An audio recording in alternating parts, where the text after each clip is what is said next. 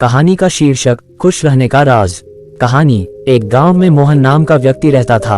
उसके पास सब कुछ था, अच्छा घर, परिवार, धन दौलत, लेकिन फिर भी वह हमेशा चिंतित और परेशान रहता था।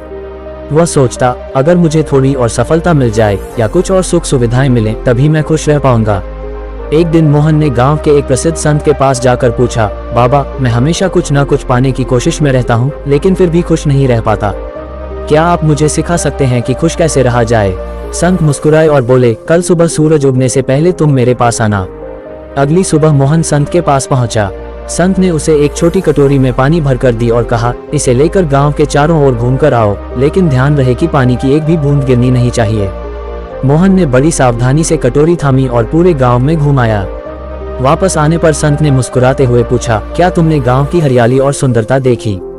मोहन ने कहा, नहीं बाबा, मैं तो पूरा समय इस बात का ध्यान रखता रहा कि कटोरी से पानी न गिरे। संत हंसे और बोले, बेटा, यही तुम्हारी समस्या है। तुम जीवन की छोटी छोटी खुशियों पर ध्यान देने के बजाय हमेशा अपनी चिंताओं और परेशानियों में उलझे रहते हो। जब तक तुम केवल लक्ष्य या भविष्य के बारे में सोचते रहोगे, तब तक वर्तमान की सुंदरता को महसूस नहीं कर पाओगे। सीख। संत ने कहा, खुशी कोई मंजिल नहीं बल्कि एक यात्रा है। जो व्यक्ति वर्तमान क्षण का आनंद लेना सीख लेता है, वही सच में खुश रह पाता है। जीवन की छोटी छोटी खुशियां, परिवार के साथ समय बिताना, प्रकृति का आनंद लेना, दूसरों की मदद करना, यही सच्ची खुशी के स्रोत हैं। परिणाम। मोहन को समझ में आ गया कि खुश रहने का राज वर्तमान में जीना है। उसने अपनी चिंताओं को छोड़कर हर दिन की छोटी छोटी खुशियों को जीना शुरू कर दिया।